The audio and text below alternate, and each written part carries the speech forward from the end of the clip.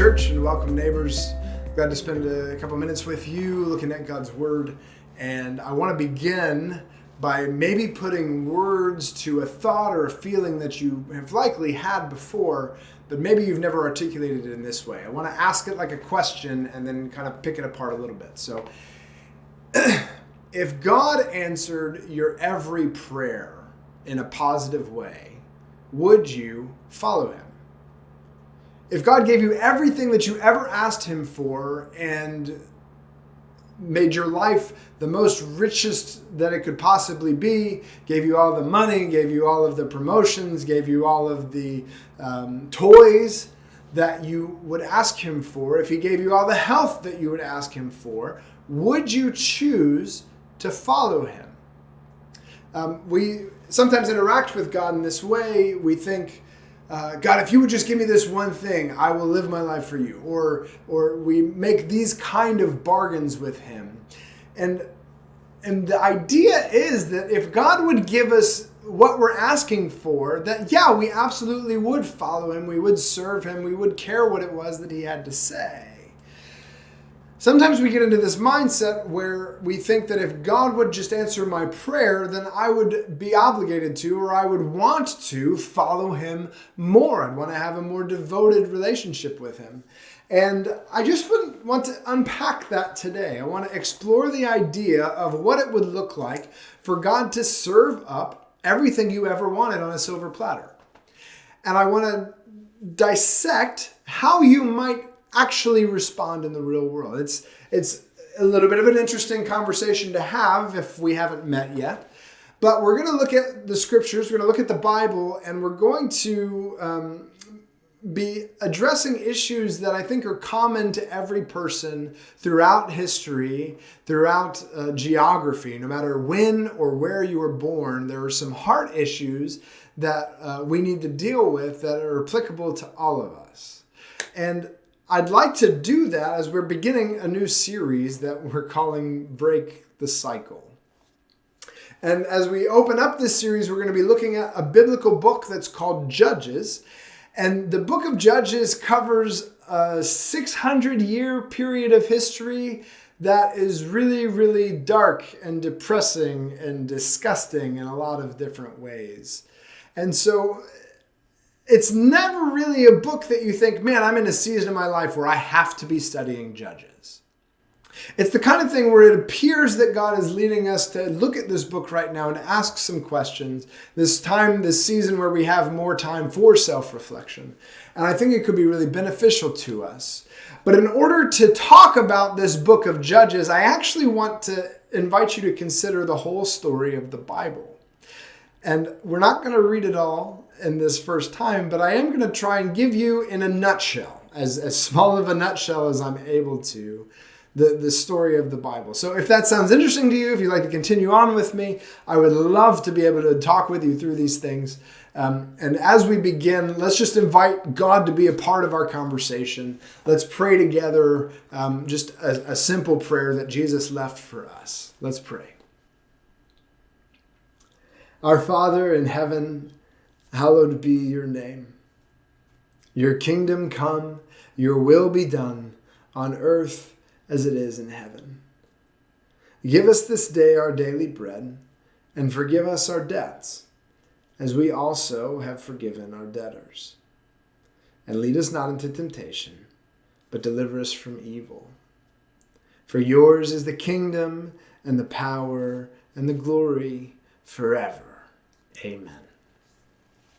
So, I'm going to summarize a lot of information and I'm going to ask you to hang with me, and there will be times where we'll drop into the story and do a little bit of reading, but I'll let you know when we do that. So when you open up the Bible, we might think of the Bible as a book of rules or a book of to-dos or to-don'ts, and we can think of it as a book that's kind of like a comic book. It's just full of superheroes and holy people that had way more self-control than I have. And I'd just like you to take all of those ideas of what the Bible is and just stick those on a shelf somewhere. In fact, you can file those in a trash can because they're not helpful to you. What the Bible does do is it takes God, through the men that wrote it down, God takes a long time telling this story about who he is. He's trying to introduce himself to people who naturally don't really want to meet him. I don't know if you've ever been in a situation where somebody really wants to introduce you to somebody that you don't want to meet. I don't know if they're trying to set you up on a blind date or that kind of thing. But most of us, we have questions about God, but we really don't want to meet him. But what the Bible does is it functions as a really long introduction and explanation of who God is. And it serves to point us to him. And where the Bible opens, where the Bible starts, is it is an introduction to God as the creator. So the Bible does this thing that I think is really interesting. It never tries to prove God's existence. God doesn't have to prove his existence. He just says, I am, and this is what I did. So it opens with, in the beginning, God created the heavens and the earth. So God is a creative God. He's a God that is careful and meticulous. He plans out his creation. There's an order to it, and he makes everything just by the power of his word. And as he's going through and creating things, he's creating animals and plants and celestial things like stars and moons. He pauses at the end of his creation and says, I'm going to make something like me. I'm going to make a masterpiece that reflects my image, that is like me and represents me to the rest of creation. And he pauses and stops creating with his words. And the Bible describes him as taking the dust from the earth and fashioning and forming a human person and breathing his life into that human person. So God creates humanity to be like him in a very special way. Unlike anything else in creation, humanity, is the image bearers of God. We represent God to the rest of creation. We were designed to be like him. And the Bible goes on to tell the story about how the very first people that God created chose on purpose to ignore him. So people that live in a world that has never been broken, there is no sin, there is no death, there is no wickedness, there is no diseases that we have to be quarantined from. People who lived in that perfect world chose to ignore God's command. God gave them only one rule: don't eat from that one tree.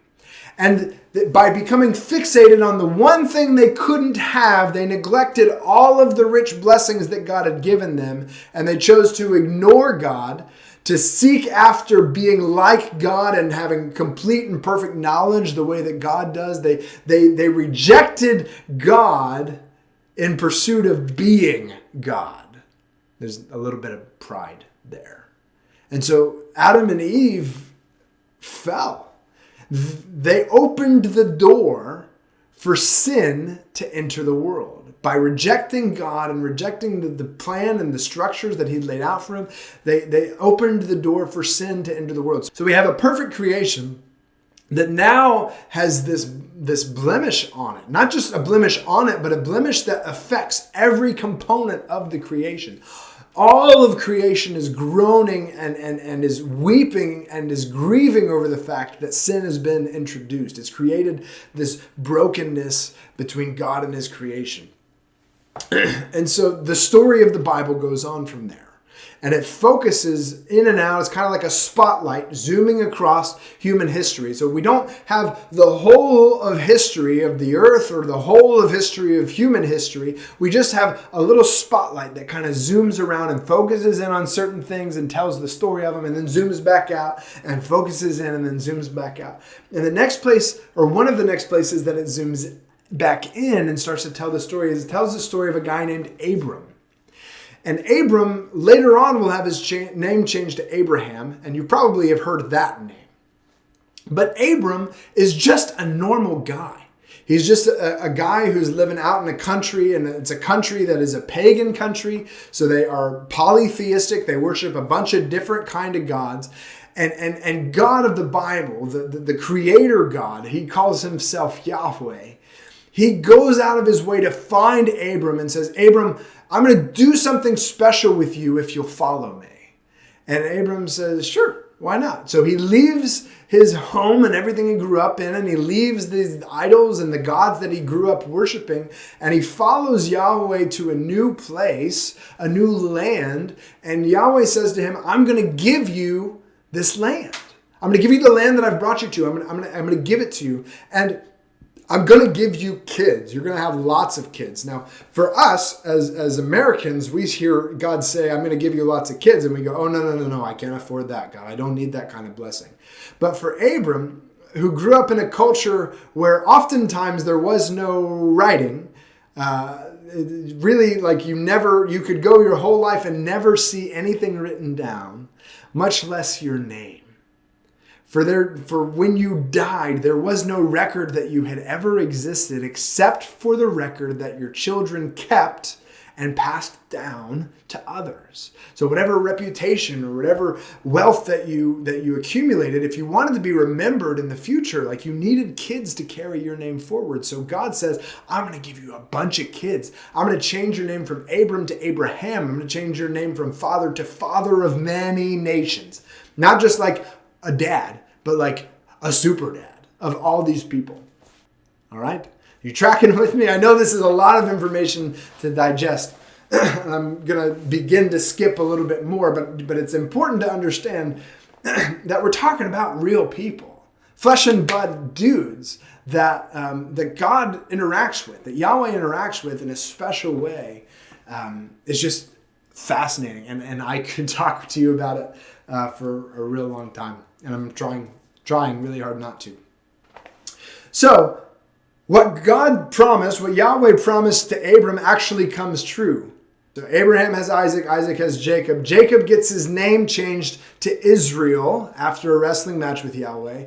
And then Israel has 12 sons.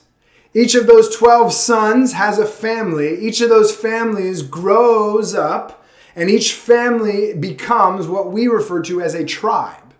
So when we think of Israel in this time, when we think of the people of Israel this time, they really are the sons of Israel. So these are people that are all related to each other. And they go into Egypt, which you may have heard this story. They go into Egypt and they're slaves there for 400 years. God raises up a guy called Moses, whom you've probably heard of. And God uses Moses to deliver them out of slavery in the book of Exodus. He delivers them out of slavery. They leave Egypt and they go on their way to return to the promised land. That's a really, really long process. It takes a long time because it's really complicated, really interesting. And I'd love to talk with you about it, but I'm already going too slow here. So Moses' job is to bring the people back into the land, and Moses can bring them up to the border of the land that they're supposed to come back into, this land that was promised to Abram. Moses brings them up to the border, but he doesn't go in. He has a young guy who's his apprentice, who his name is Joshua, and Joshua's job is to take the people over the border into the land that God promised to Abram. He sets them up not just as a family, but as a country. He sets them up as a nation. He gives them their own constitution. And we actually know their constitution pretty well, even though we don't know that it is their constitution. Their constitution begins with the 10 Commandments. I am the Lord your God who brought you out of Egypt. And then gives the 10 Commandments. Thou shalt worship no other God before me. And that goes on. So that's actually the constitution for the nation of Israel that's made out of the family of Israel, which is the family of Abram, who's just a dude out of Ur. Like I'm trying to bring lots of chapters of scripture down into a couple of sentences that are really easy for us to understand. And now that nation has to go and conquer a space for the nation to exist in. And God gives them permission, not just gives them permission. He says, look, if I send you into this land and you don't kill every single one of the people that are in the land, those people are going to become your friends. And the things that they're into are going to get you off track. The things that those people are into are going to get you off track. They're into all kinds of idol worship. They don't know me as the one true God. They often will sacrifice their children as offerings to their God, which is despicable. And so I don't want you to adopt their practices, so go ahead and kill all of them, and we'll make a fresh start here. And that's what Joshua's goal is. And he actually leads a couple of campaigns as one centralized army. The whole nation as one centralized army goes around and captures main cities in the land of Israel. And then after they've captured the main cities, they've got an understanding of what the land actually looks like, because they had never seen it before, but now they have.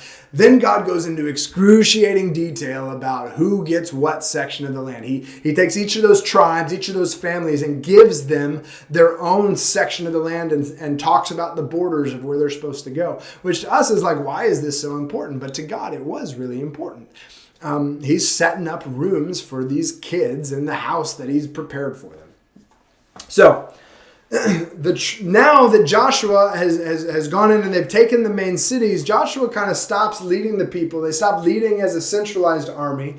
And Joshua says, it's up to you, various tribes, to finish wiping out the land. So like if we had an army come through and captured Miami, they captured Orlando, they captured Gainesville, they captured Tallahassee, they captured Jacksonville.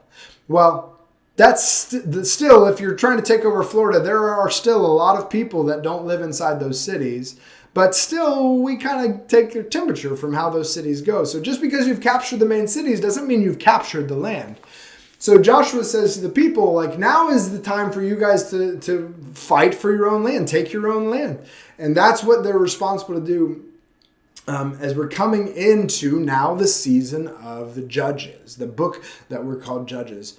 And now the book of Judges opens in chapter 1 with a couple of different stories that are from the era of Joshua. But the big thrust, the main thrust of Judges chapter 1 is that the people who were responsible to take the land from the Canaanites didn't do it.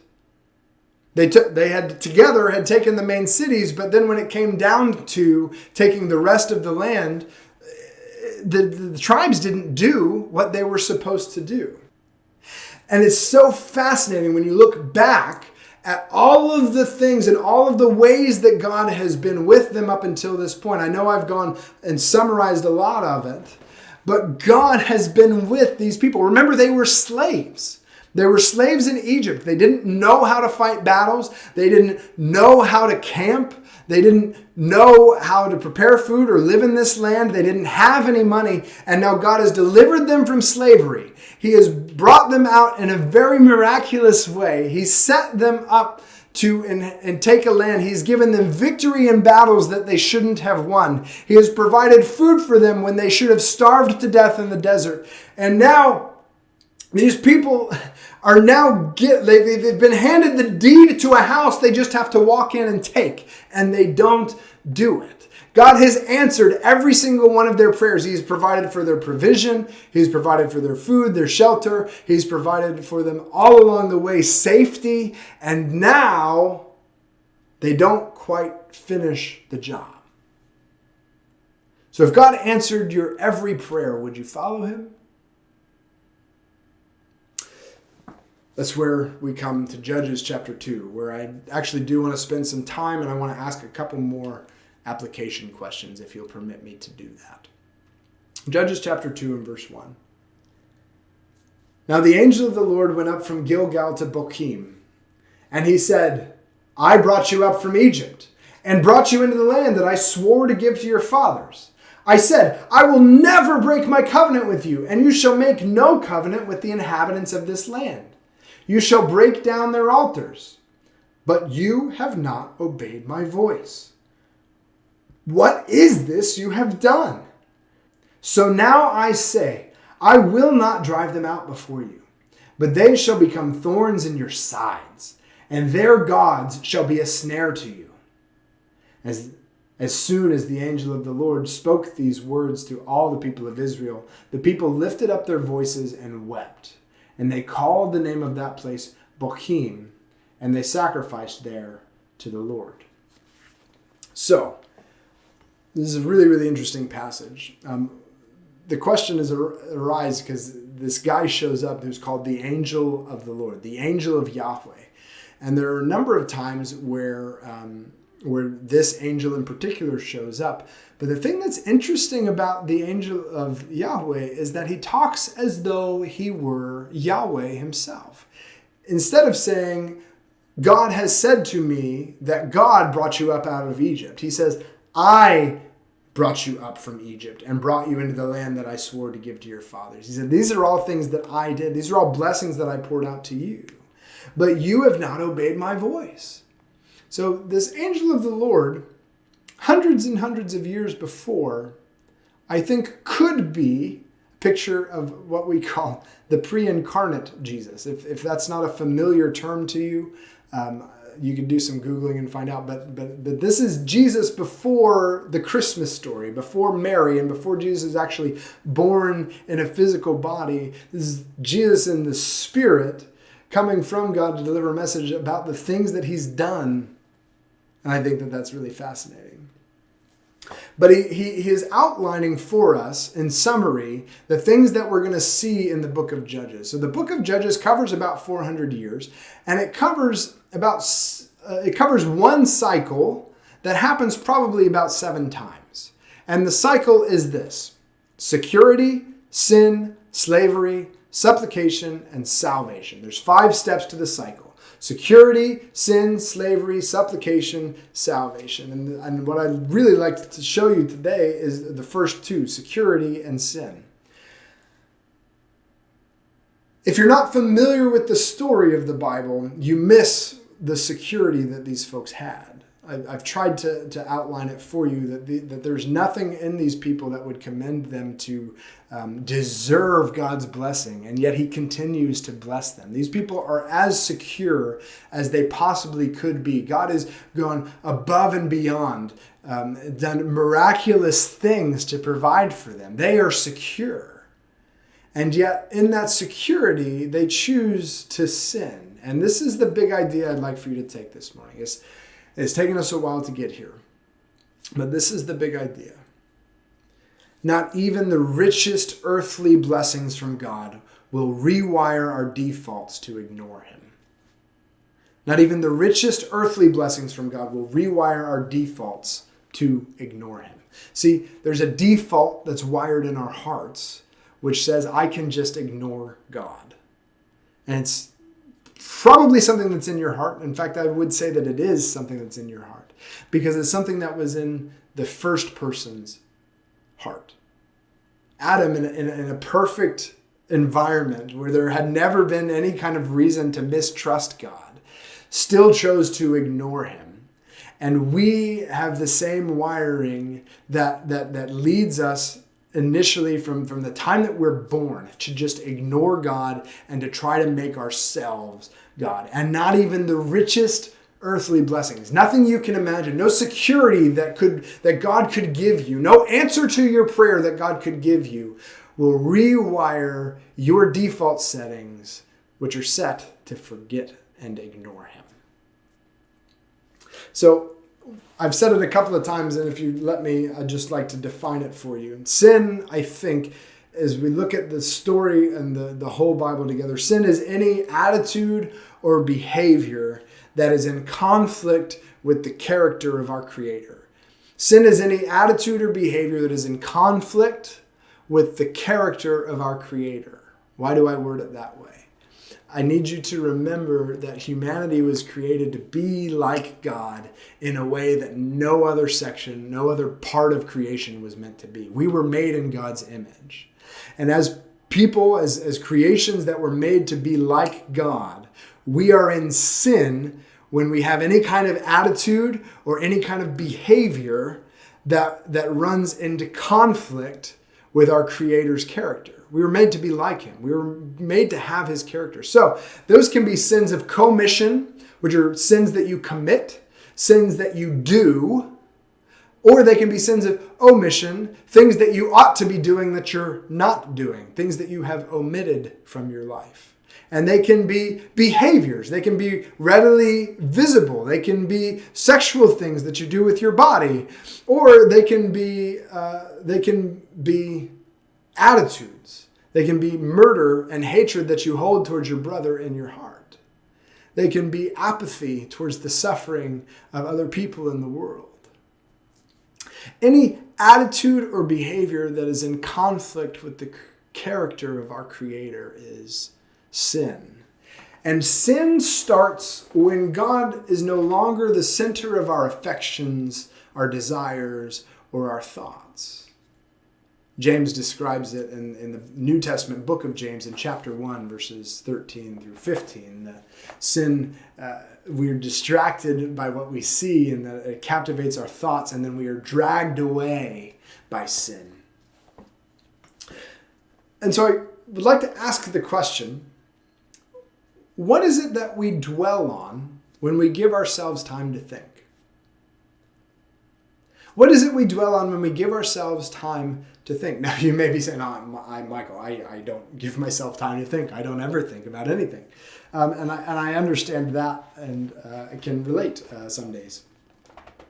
But what is it that we dwell on when we give ourselves space to think? And those things are going to shape our attitudes, and they're going to shape our behaviors. See, we are whole persons. Like, as a human, I'm a whole person, and I have a body, and I have a mind, and I have a spirit, I have emotions, and I'm part of a community. All of those things are part of myself. Myself is made up by all those things, and I am not myself if I'm separated from any of them. And so tracing how sin manifests itself and tracing how sin works itself out can be kind of complicated. But we have clarity from James 1, which I have already mentioned to you, and from Romans 12, that the renewal of our whole self, our mind, our body, our spirit, our emotions, and our community, the renewal of our whole self begins with the thought patterns that we entertain. And so what we dwell on when we give ourselves space to think is going to give our heading for the direction that we're going to head in. Are we going to head in godly directions by dwelling on godly things? Are we going to head in selfish directions by dwelling on selfish things? Be renewed by the transforming of your mind, which means sometimes that you need new information. You cannot have new thoughts if you don't have new information. But it can also mean that we need to put into practice the things that we know to be true. So what do we dwell on when we give ourselves space to think? We have this message from the angel of the Lord that because Israel did not do the thing that they were supposed to do, because they are, by their defaults, ignoring God, that God's not going to drive the people out, and that the people are going to be a thorn in their side and are going to lead them astray, that they're going to have more and more distractions, and that they're not going to be able to serve God fully. So that's a prediction. The angel says it, and he says it to the whole congregation. And the name of that place is Bokim, which means weepers. So they named the place, "This is where we cried," because the angel of the Lord told us that we were not going to be able to follow God the right way because we hadn't followed him then. So did it happen? Did what the angels say actually occur? If you look with me in Judges chapter 2 and verse 11, I'm going to read a big chunk and then we'll talk about it. Because we've already seen the first two steps of the cycle, security and sin, and now we're going to see the rest of the steps of the cycle. Judges chapter 2, verse 11. And the people of Israel did what was evil in the sight of the Lord, and served the Baals, which are foreign deities, Canaanite gods. Verse 12, and they abandoned the Lord Yahweh, the God of their fathers, who had brought them out of the land of Egypt.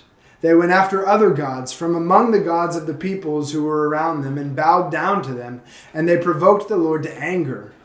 They abandoned the Lord and served the Baals and the Ashtaroth.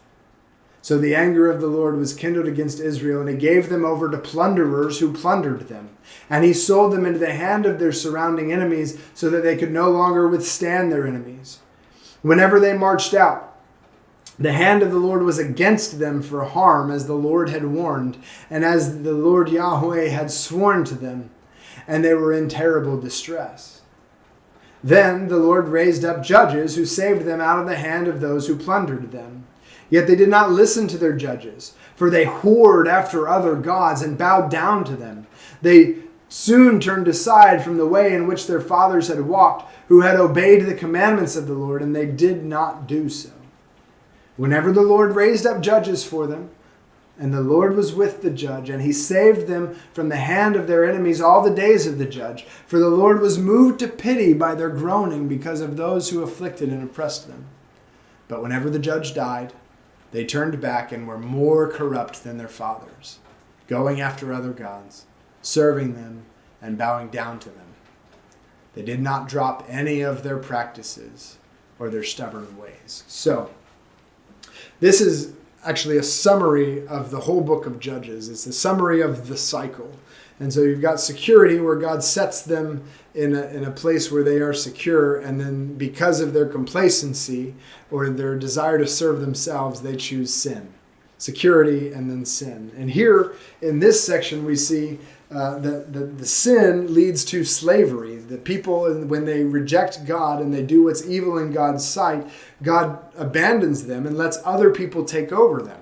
He gives them the thing that they want. They want to be in the land with these Canaanites. Well, you can live with these Canaanites, but these Canaanites are not nice people. They're going to abuse you. And so sin leads to slavery. And when they've been in slavery long enough, there's supplication. Supplication is kind of a fancy word for they cry out for help.